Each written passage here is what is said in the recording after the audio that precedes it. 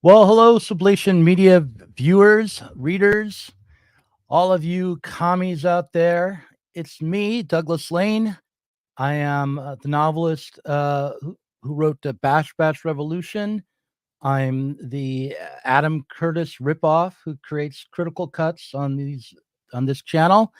I am the current head of Sublation Media. I am alone. I am so alone. Ashley Frawley is sick. She has the flu. And so I'm going to be talking to you by myself today. Let's see if I can keep talking without any pauses or as few as possible. We're going to be discussing the UAW strike in America, the United Auto Workers strike. I am. Oh, thank you for super chat. Um, we're going to be trying to unpick the meaning of the strike and the possibilities that are open to us in this moment. We're going to be thinking about Fordism. But before we do that, I want to share. Uh, we basically this is our sponsor for the episode. So here we go. Let's see if I can get this to.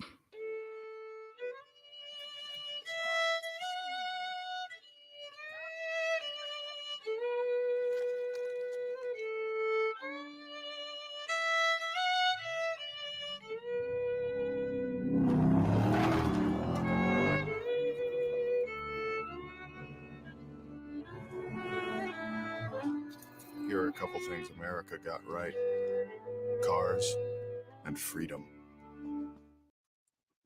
All right, so that is the sponsor, but don't take that to mean that we're on the side of management. We are on the side of the workers as they struggle to take hold of this transitionary moment in world history. So to start with, I've got some stuff written down here. Let's remember that the strike is not the goal. As a recovering anarchist, it's easy for me to forget this. I have half-baked visions of the big strike, the one that takes the capitalist system down, floating around in my head. And I sometimes forget that strikes, even big strikes like this one, are not in and of themselves revolutionary. This isn't the big moment. So what is it? Well, to begin with, the UAW strike is a correction. According to the LA Times, after the economic crisis of 2008, the auto workers who didn't have seniority were forced to take a wage freeze, take cuts to their pensions, and accept a two-tiered system wherein lower pay temp workers would work alongside long-time, full-time employees. The union essentially is asking for these emergency measures that were instantiated as part of the bailout of the auto industry after the big recession to be rescinded. They're asking for raises to become routine again through what's called a cost of living adjustment. The idea of the bailout was not only that the taxpayers and workers would save the auto industry, but also that the auto industry would take the huge amounts of cash that they received as part of the bailout and reinvest it in the company in an effort to transition to electric cars and lead the way in a new green revolution wherein we would reduce carbon emissions by developing new technologies. However, neoliberalism dies hard. So, alongside investing in green technology, the company also engaged in a stock buyback scheme to inflate the value of their companies and then cash out individually. These CEOs would buy up their stock and inflate the company's value on paper, then sell their stock and reap a reward in the short term, even as they cut back on production, meaning they laid off workers and shut down plants. In the last 4 years, they've cut 20,000 auto worker jobs. So while automation and offshoring of production are the most often mentioned cause of downsizing the workforce, the other factor is the transition to electric cars itself. Electric vehicles require fewer parts and fewer workers to build the cars. Furthermore, while the auto industry is showing record profits this year, the industry has been in decline in terms of unit sales for a while. Consumer spending dropped during the pandemic and is just now beginning to pick up again. overall, the production and sale of American cars has been declining for over 50 years. The total market share for U.S. cars is roughly half of what it was in 1970. So if we step back and allow ourselves not to take anything for granted, not to assume that the conditions we have now are going to be the conditions we have or want in the future, we should ask how it is that the auto industry became so important to the U.S. and international economy. Henry Ford, going all the way back there, and the assembly line is one part of the answer. The innovation in production led to an explosion of cars in America. Despite thought leaders at the time not appearing to want them, more than 2 million cars were manufactured in the first 15 years of the 20th century. And in movies like Who Framed Roger Rabbit, you get presented with a conspiracy theory version of the invention of the car culture that came along to support all these cars. The car companies bought up the streetcar lines and paved them over, and the city and state and federal governments did nothing to stop them. They even helped them. But not only did consumers buy the cars that were being manufactured at a pace never before possible, but the streetcar companies themselves were already going bankrupt even before they were bought up by GM and others. So even more, the streetcar companies were private monopolies that exploited workers. And in the early part of the 20th century, these companies were notorious union busters. For instance, the St. Louis streetcar strike of 1900 was over low pay, terrible working conditions, and long hours. 14 workers were shot and 3 were killed during one violent confrontation with the police, and the strike was broken up. The workers were fired and replaced by scabs. And while this helped lead to the exposure of corruption in City Hall and a settlement for the striking workers, and even the election of a labor-friendly anti-corruption candidate, Joe Folk, as governor of Missouri, none of this saved the streetcar system or the streetcar workers in the long term. Stepping back further and looking at the even bigger picture, the dominance of cars as a major mode of transportation in the world emerged through contradictions. On the one hand, cars do give individuals mobility and a kind of freedom, a sort of quasi-independence, and with this, everyday people, have more power. On the other hand, the interstate highway system was built largely as a response to the world wars and the Cold War that followed. Building interstates was important. In a time of war, American troops could mobilize anywhere in the country quickly, and they could easily be supplied with munitions and food and other stuff by using these roads. Furthermore, the lack of roads and the reliance on rail for transportation of consumer and productive goods during peacetime was holding back the U.S. economy during a time of massive boom after the Second World War. So the roads were necessary for commerce. And finally, in case of a nuclear attack, small, narrow roads that crisscrossed at random were not sufficient for mass evacuations. So what I've been describing is the emergence of what's known as Fordism, and I'm only scratching the surface of what the consequences of that assembly line turned out to be. According to David Harvey in his book, The Condition of Postmodernity, other consequences included changes to organized labor, production, and state regulation in order to maximize productivity under this new model of efficient Taylorist production. An increase in consumer demand, or the invention of a consumer society, followed.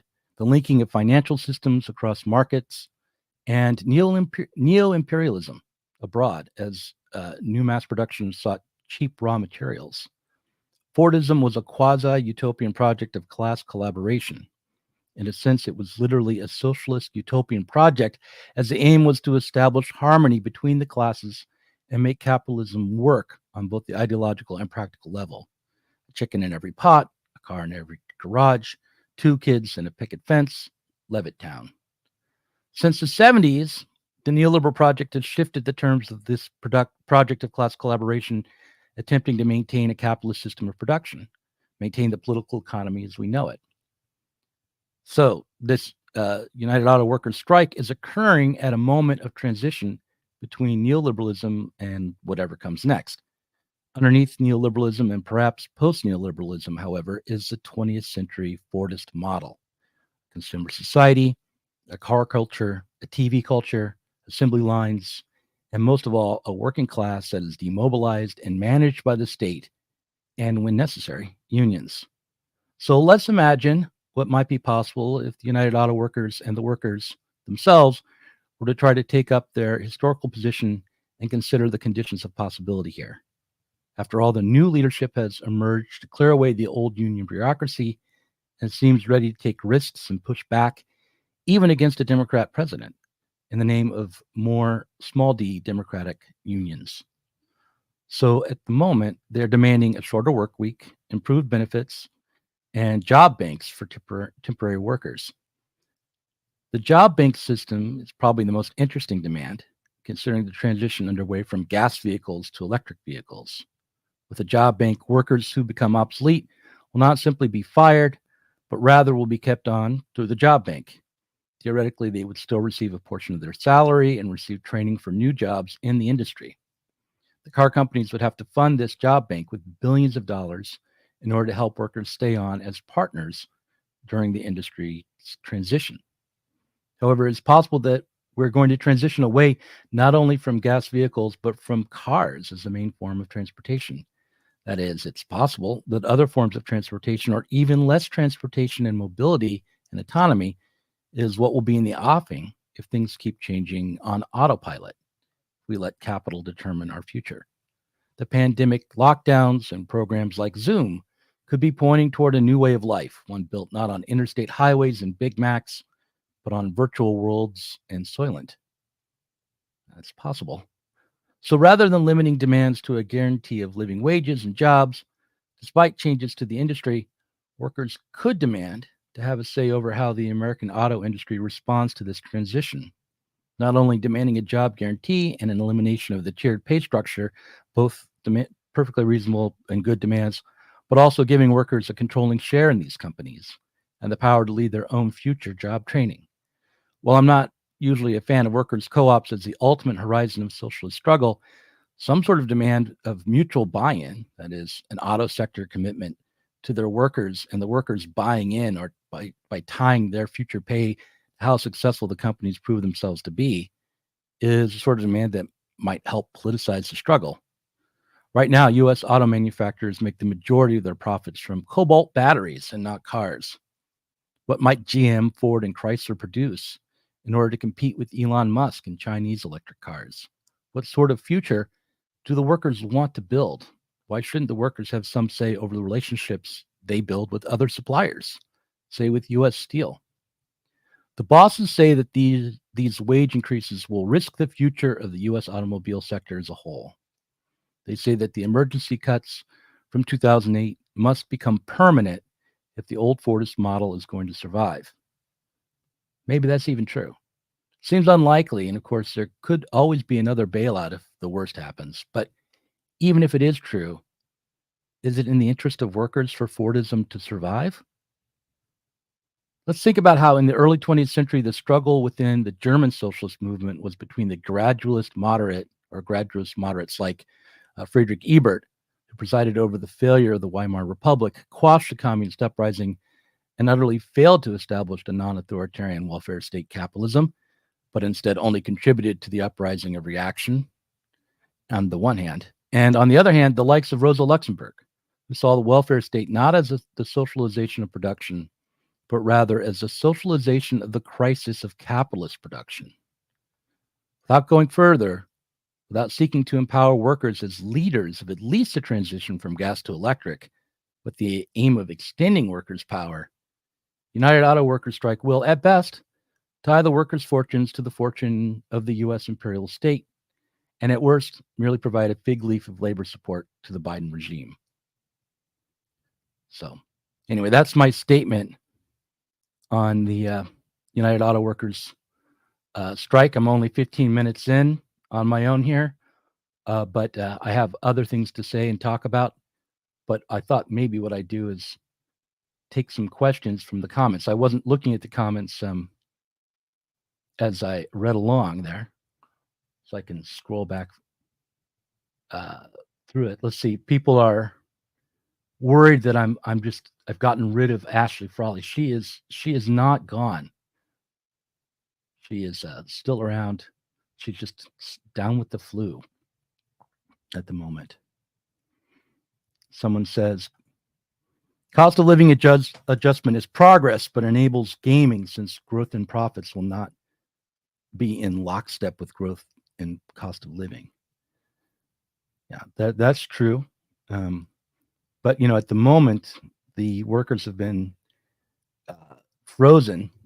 Their wages have been frozen since 2008 or so. I mean, these adjustments are long overdue, and the auto industry at the moment has just had a really good first 6 months or so of 2023. After major slumps during the pandemic, the industry is roaring back, and then you take into account the overvaluation probably through stock buybacks, and they're making some good profits right now. That this will not bankrupt the company in the short term, and I think they're perfectly possible changes there. Someone says, no, the struggle reforms is important because that's how the working class learns to know itself as a class that can collectively wield its power. But that's just the start of things.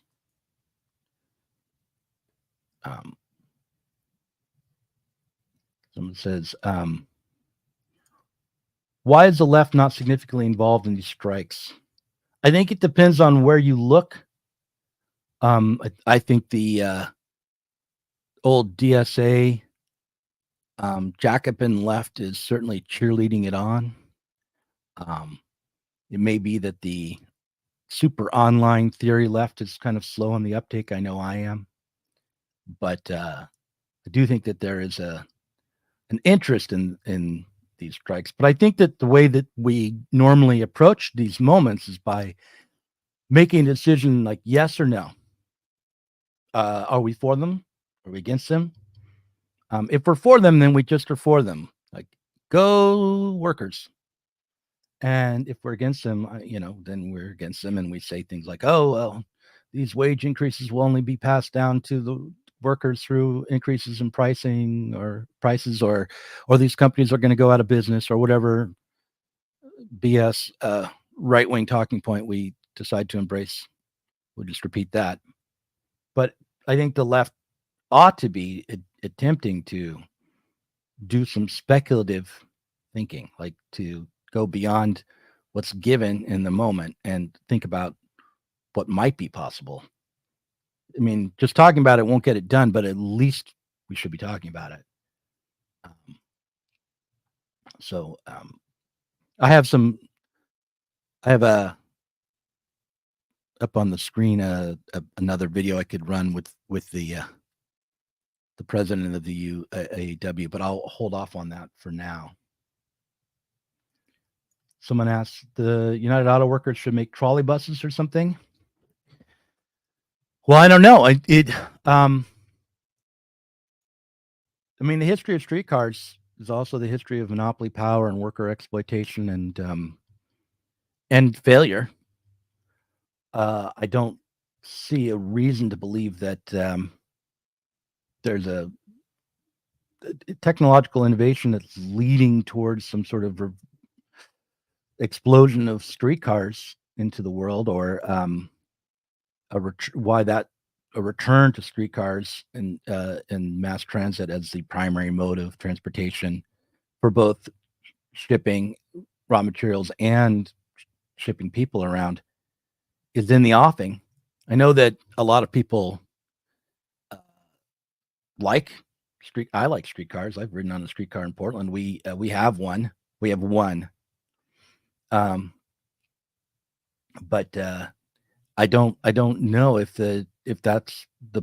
I don't see a reason to think that's where we're headed necessarily, except for perhaps there might be some small pockets of political will to create, to put together that kind of spending. And I'm not saying mass transit is going to go away, but at the moment we've got a massive amount of infrastructure in place for car culture. It doesn't seem to be likely to just disappear overnight. And also, I'm not even sure that how I feel about relying on publicly subsidized streetcars as opposed to the cars and publicly financed highways and roads. It does seem that there's a massive trade-off in terms of personal autonomy, And it's certainly worth thinking about that trade-off before I just say, well, I like streetcars and I'm against cars or something like that. Clearly, if we're on the side of the auto workers, we're not going to be on the side of just ending car culture. Because, I mean, not without a massive amount of job training on building streetcars. And that would, I think, in the best case scenario, if we move to public transit as the primary mode of transportation for most people in America, and for shipping and all of that, I think that would definitely involve a massive downsizing of the manufacturing sector and of the car industry. So a lot of people cannot afford cars now. Why deny them any transport? Well, of course, I'm not saying that. If we named the streetcars Desire, then I think everyone would be for moving to streetcars. But I mean, the real question here is really at the moment, immediately, approximately, is about electric cars and who's going to lead the way with the developing electric cars. So, and the big three auto manufacturers seem to be slow on the uptake there, and have not done the kind of innovation that have not implemented the innovative production policies that were expected after 2008, or at least were called for at that time. Although there has been, the development of electric cars, an EV plant named Desire might be good. But yeah, the main thing that I'll say is that whatever the outcome of the strike, we should recall that the potential for a workers' struggle that goes beyond, that doesn't exclude demands for higher wages and the elimination of a tiered system, or any of those necessary changes, a return to normal in a way. We shouldn't exclude that, but there's no reason to limit our struggle to that. At least there may be some practical reasons within the United Auto Workers itself, but there's no reason why the left should restrict its thinking to that level. So let's see. Someone says the need to create an integrated public transportation system will keep all those workers employed for the next 50 years. That's my opinion. Well, they'd be, I mean, I'm assuming you're thinking that those workers would be moved from high-paid manufacturing jobs to laying rail, digging tunnels, maybe. So obviously cars are still needed, but so is an integrated bus network. Well, okay. So yeah, these are the kinds of questions that come up. But let's see here. So I'm going to run just a clip of if I can get it to work. Oh, 1 second here.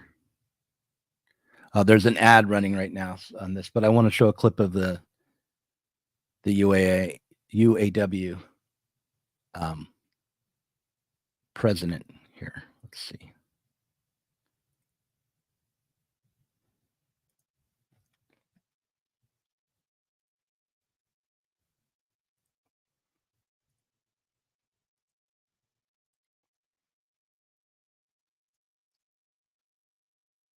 Detroit's big three automakers, where little progress is being made in the negotiations. With a walkout now in its fourth day, both sides remain far apart when it comes to getting a new deal. CBS's Chris Van Cleve reports again from Michigan. Tonight, as striking workers continue to man the picket line, the Auto Workers Union is poised to expand the walkout as soon as this week if there's no deal with the big three automakers. Union President Shawn Fain. Our members are fed up. Our members deserve more. And if they continue down this path, then, we'll continue to amp up our strategy as far as striking goes. UAW is currently seeking up to a 40% raise over 4 years, as well as job and cost of living protections. The union rejected offers from Ford, General Motors, and Chrysler parent Stellantis centered around a 20% raise. We've been under the thumb of these billion-dollar industries for a long time, and we're fighting back. So far, just 3 plants have been targeted, limiting the economic impact.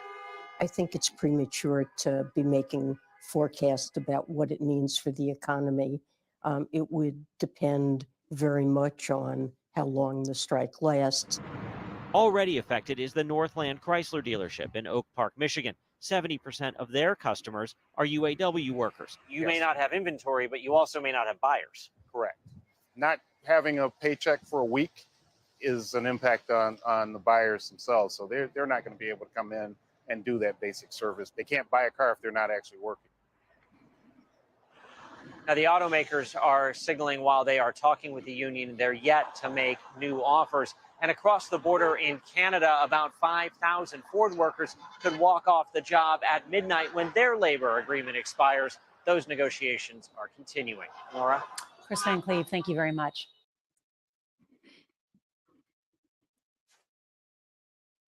So yeah, I mean, from a just immediate perspective, obviously, the bosses here are being completely unreasonable. Like I said, this is a matter of ending what were supposed to be emergency stopgap measures to get the auto industry back on its feet back in 2008. So these demands for cost of living adjustments are really demands for a return to normal, a return to some sort of wage system, which makes sense.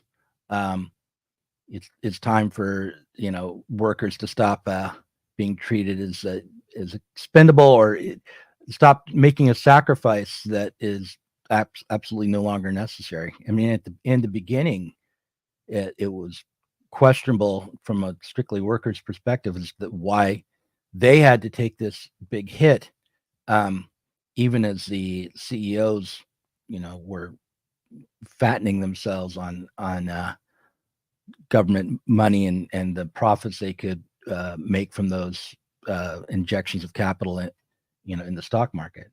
But beyond that, there is a long process of crisis happening within the auto industry. Just losing market share is a significant problem for auto workers. It meant a decline in the number of jobs that people could get, changed the face of American cities.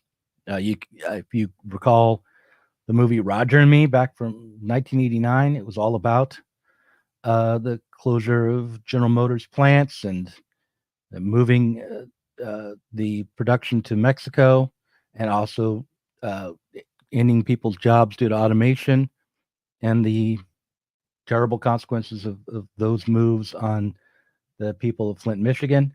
The workers are always asked to bear the cost of these transitions and contradictions in society.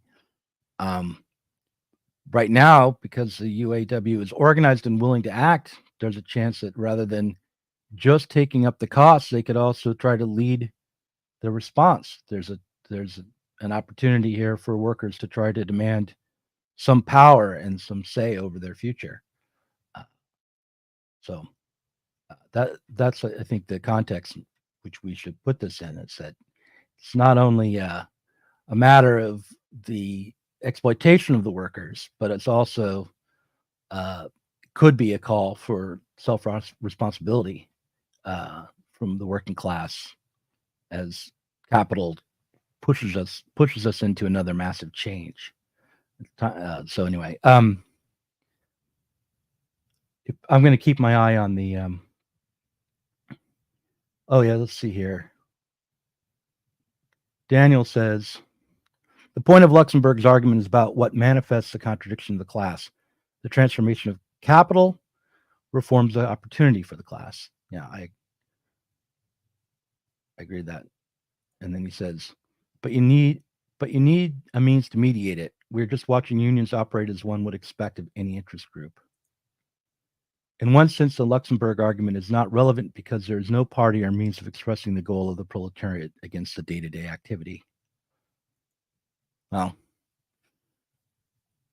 we could at least speculate about what it would mean if there was some party or means of expressing a goal of the proletariat as a political class.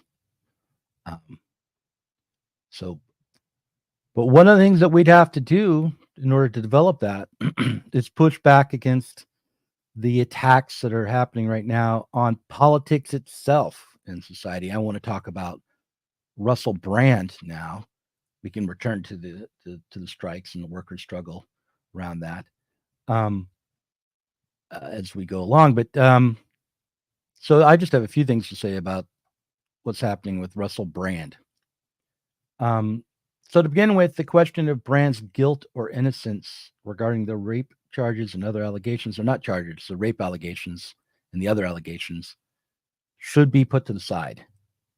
The question on that front will be settled through police work and the court system, and it remains to be seen whether the allegations and the evidence collected will prove to be strong enough to warrant formal charges. As far as I know, none have been made yet. Instead, we should consider the way that the mainstream media, in this case, the UK television company Channel 4, the Sunday Times, and the BBC, has been working in conjunction with the UK state. It's already been established that the UK Parliament has approached social media and legacy media companies with the request that Russell Brand be demonetized or banned from appearing on television. This amounts to an extrajudicial request for Brand to be punished for allegations of crimes that he has had no opportunity to defend against, and which means that the state is punishing him without due process. The Culture, Media, and Sport Committee in the Parliament is a committee that the Online Harms and Disinformation Subcommittee works under. Carolyn Dinenage, something like that, is a committee member who sent emails to TikTok, Twitter, Rumble, and at least one legacy outlet, I forget the name of. She proposed the online safety bill, which recently passed, and is a digital media minister.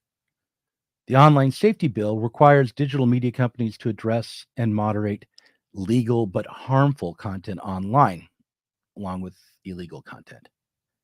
So right now, there is currently an international effort to empower NATO member countries to police legal speech online and elsewhere on the basis of combating disinformation.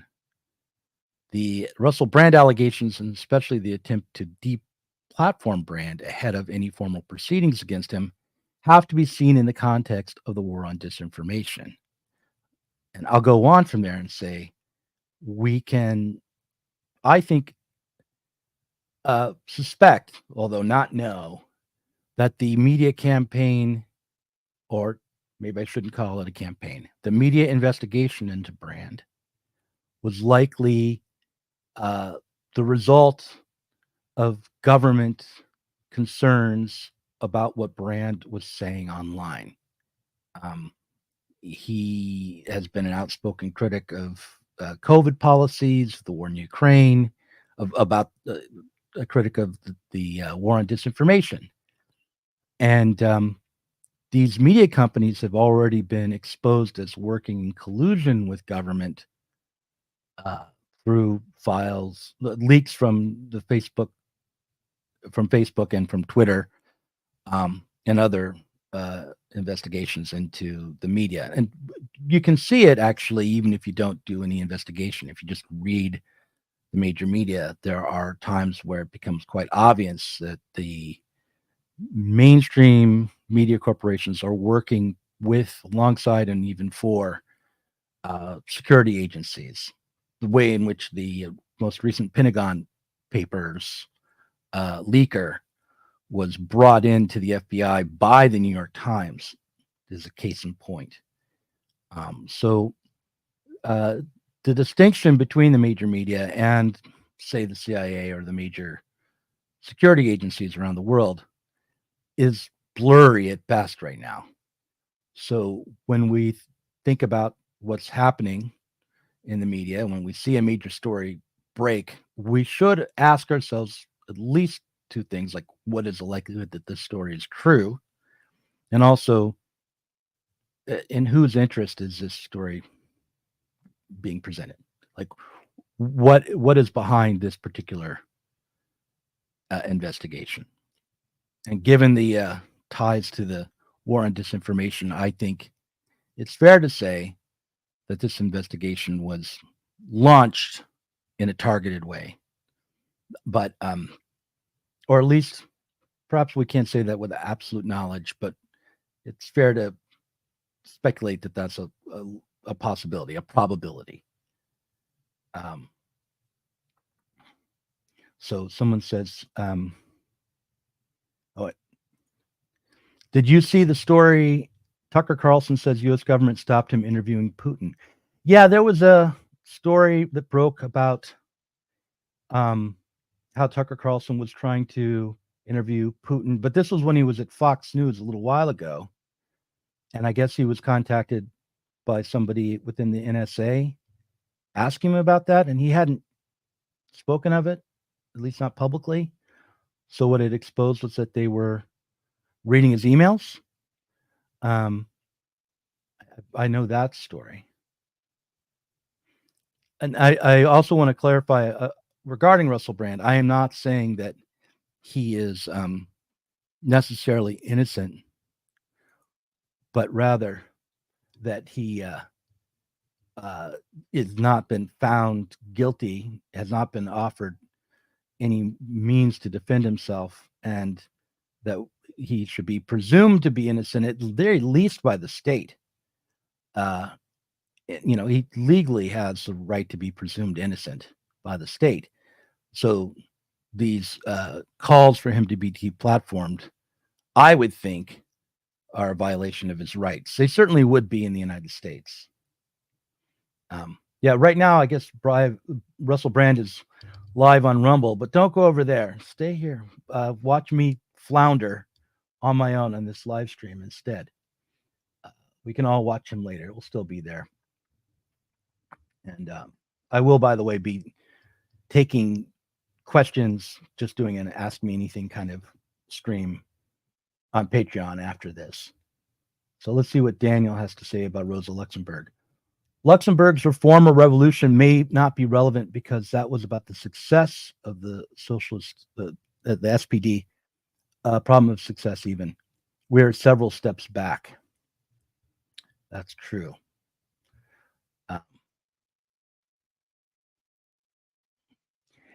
So is there proof for collusion between government and the media companies to target Brand before the story broke? There is no direct proof of collusion between the state and the media companies that targeted Brand before they started investigating.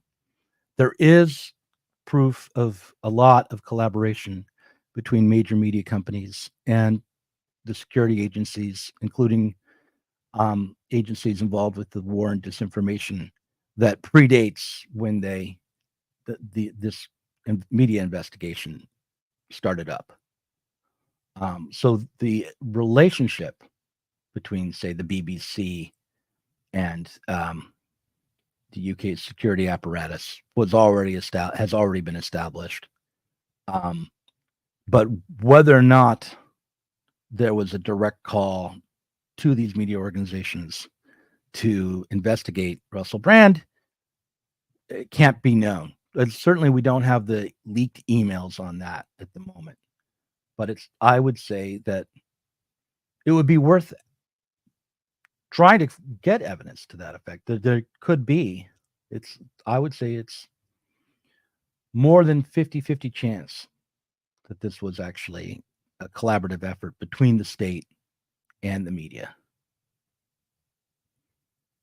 When am I going to talk about everyday analysis? Well, everyday analysis is back. That's Alfie. That's right here. Everyday analysis. That's Alfie Bound's podcast where he interviews psychoanalysts from around the world, often about Lacanian psychoanalysis, but not exclusively. And he is also starting up a publishing venture in conjunction with that, and publishing short stories. Jason Miles has had a short story published, or is in the works to have one published. Helen Rollins has written for them, and I am going to return to writing fiction, and I have a deadline of December to turn in a story called The Bunny Murder, which I only have the vaguest of an outline in my head for at the moment. It has something to do with a detective in a small town who's also a psychoanalyst. Actually, he's a psychoanalyst in a small town who's called upon to do detective work after one of his patients disappears and then is found dead dressed up in a bunny costume. So that's the full premise that I have for that short story, but that is in the works and will be out in January. Someone's asked, was Brand such a threat to the power structure that he had to be stopped? What does that say about the power structure? Why him and not all of the other podcasters? Well, okay. So I have no idea why Russell Brand was targeted by the parliament to be deplatformed and demonetized. But I can say without going out on any kind of limb that happened. Like, that is definitely the case. So he is considered to be a threat, and enough of a threat that overturning his right to due process is warranted, I guess. It could be that they just looked for the weakest link in the chain. I mean, it's very possible that Brand did these things, and so they thought he might have, and they dug up as much as they could. Right now, I'm gonna say something that seems maybe like a non sequitur, but I don't think it is. Right now, Joe Biden is polling 10 points behind Donald Trump. Russell Brand is not a Trump supporter, but his audience turns to his critique of the liberal progressive state to find ammunition against Biden, and they often are Trump supporters. So, in an effort to protect the public from disinformation around the election, that is an effort to make sure that malinformation isn't reported on. That's information that puts the wrong ideas into people's heads, might lead to the wrong consequences, like the re-election of Donald Trump. They could be targeting Brand, who does have a rather large audience. Also taking out a big fish like Brand, taking out a big fish like Russell Brand. It will have a chilling effect. It will make others afraid to maybe report with the same fervor on these kinds of issues. The other thing I'd say is that they did go after Matt Taibbi on phony IRS charges, or they started an investigation into him for tax fraud right after he testified in front of Congress. That's roughly what happened. And who knows what else is in the works, but it seems to me that this is reaching a new level where they won't just ask for someone's tweet or Facebook post or YouTube video to be taken down, but rather they are attempting to go after super spreaders of disinformation and take them entirely down.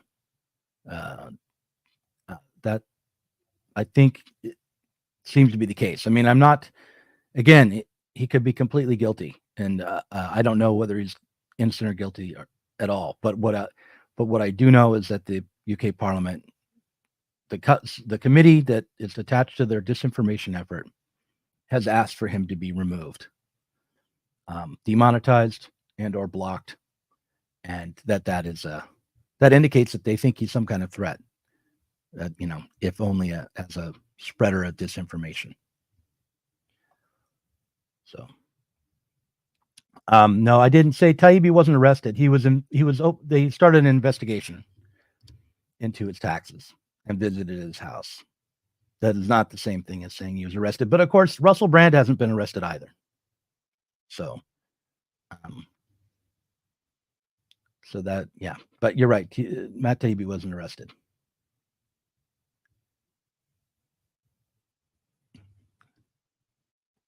So let's see what else we have here.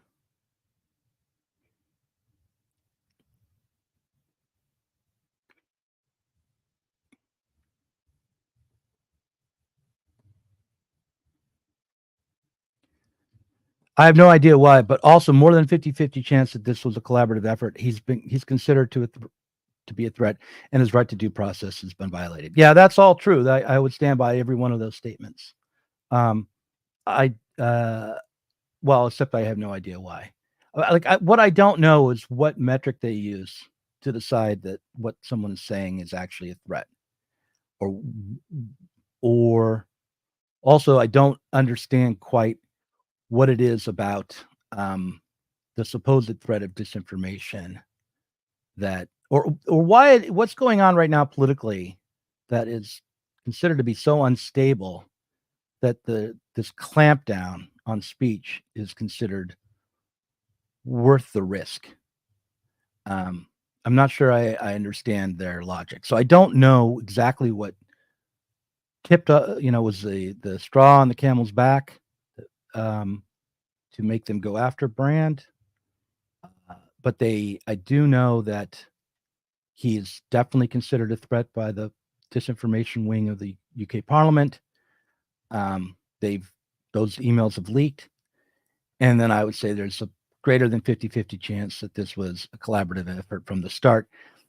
But take that with a grain of salt. I mean, I do not have the leaked emails or any concrete evidence to demonstrate that it was. I'm just stating my bias there.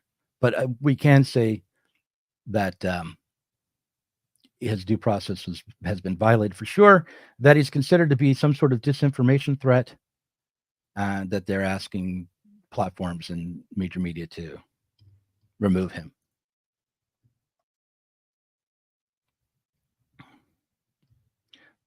Let's see.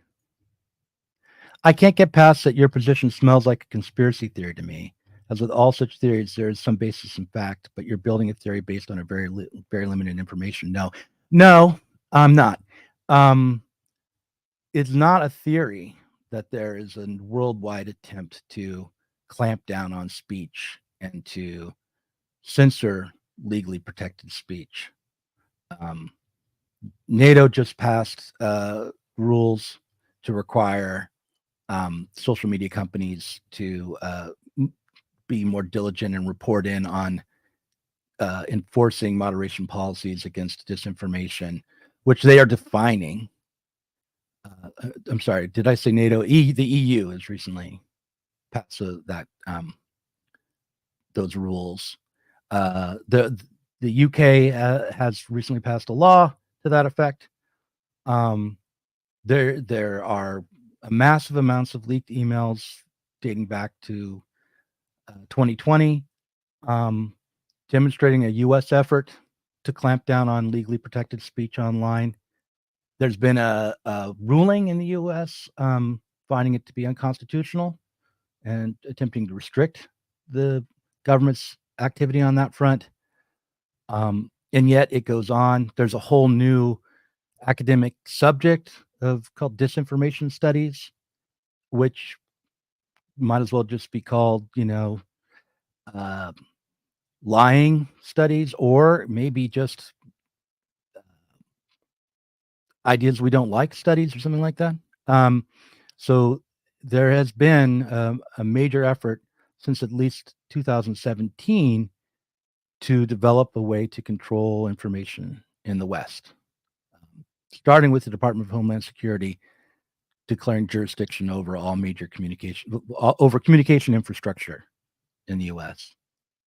The other thing that's happened is that, they're defining our own internal thoughts as infrastructure now.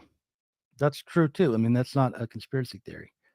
So No, that the big picture is not a conspiracy theory based on limited information. It's a conspiracy theory, I guess, where the states around the world, security agencies around the world are conspiring together in public. They release these documents publicly to control legally protected speech, or speech that would be legally protected in the United States anyhow, under the First Amendment. So now, when I say that there was a collaborative effort between the UK state and the media companies that started the investigation against him, I say there's more than a 50-50 chance. That is speculative. I don't have any basis in concrete, direct evidence for that. So maybe I just suspect that. And I could, if I'm wrong, I'm wrong. But I would be not very surprised if some information leaked around to that effect. The fact that these emails from the UK Parliament leaked so quickly makes me think that they're not really trying to hide the collaboration and the aim here. That part of the whole purpose is to strike fear into people and say, yeah, we'll target you and we'll take you down. That again, that might be paranoid Doug talking.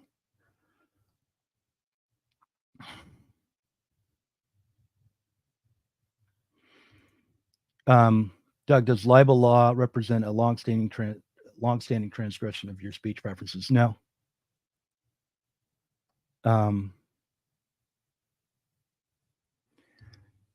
Let's see.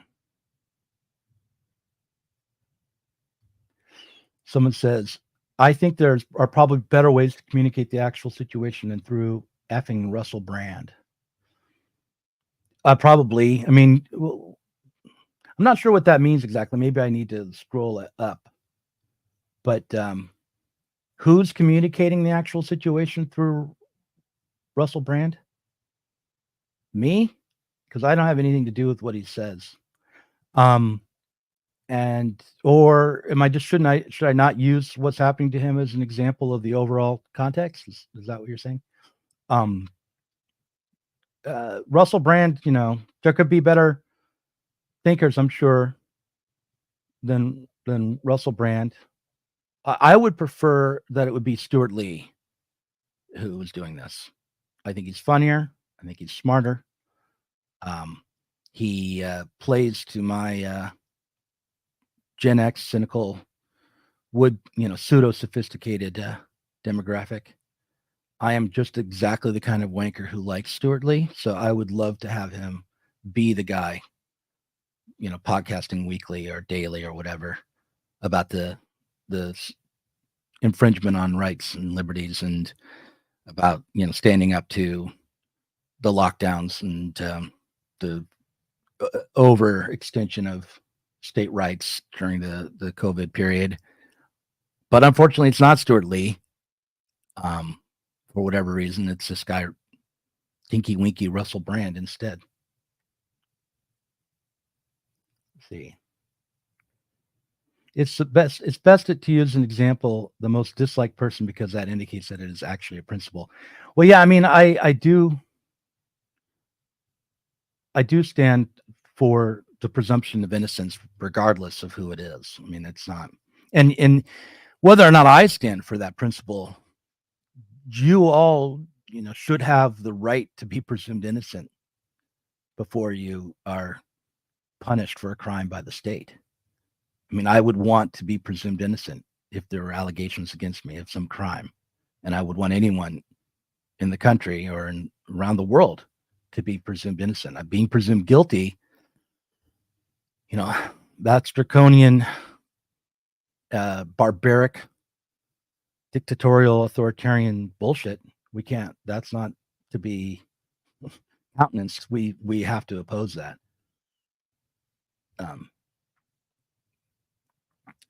But yeah, so whether it's Russell Brand or Stuart Lee or Alex Jones or Jack the Ripper, they all deserve due process and the presumption of innocence under the law. That's just And if we don't have that, then they're going to just start taking people out however they want. Because remember, the public and the state are not on the same side. Like the aim is to suppress the public's involvement in the running of government. And one of the number one threats to any regime are the people themselves. I mean, that's the threat to any ruler. So living in a democratic bourgeois state, we insist upon being able to threaten the government and change it. Without them having the right to use violence against us for our political organizing. And, that's just how it's supposed to go.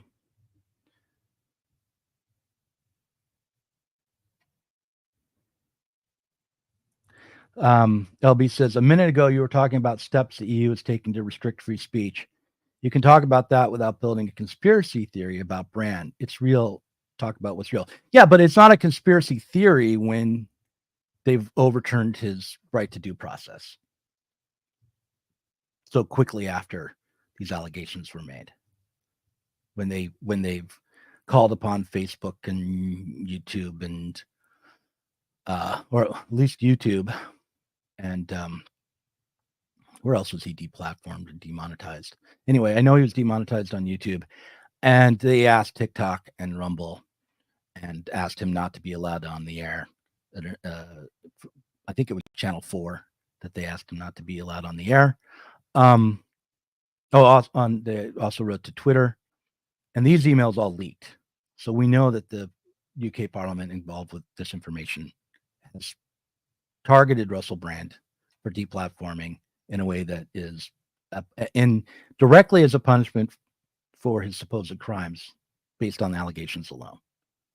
So, and demonetization absolutely is a form of silencing, because the way it works on YouTube is when you're demonetized, your videos are not seen nearly as widely. So it is a form of shadow banning that they're asking for. So that's, but maybe I should leave out the idea that this was a collaborative effort from the start. I just not that disciplined, but I perhaps I should have been, because as I will admit, I don't have the full information on that.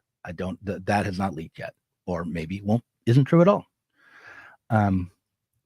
So listen, I've actually managed to get through an hour on my own without Ashley. I'm missing her terribly right now, but I will be back on a second stream. And anyone who wants to join me over there, please do so. And, let me have it about how I've veered off the rails in my paranoia here.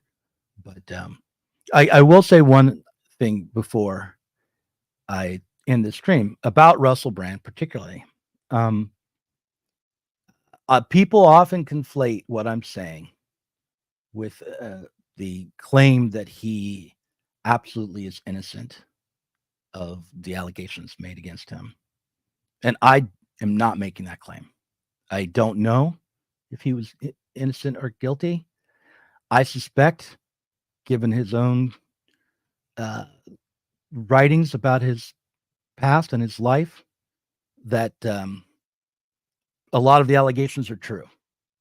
Whether or not they rise to the level of, the crime of rape, I don't know.